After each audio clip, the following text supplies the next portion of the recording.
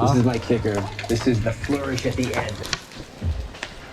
Next, I'm adding the same vegetable recipe. The peas, the carrots, the chicken, and then for my last seasoning flavor, just sort of pack the punch at the end. Let's go. All right, Nacho. Canines in mine. All right, guys, what do you think? Second. This Nacho shot made by Nacho.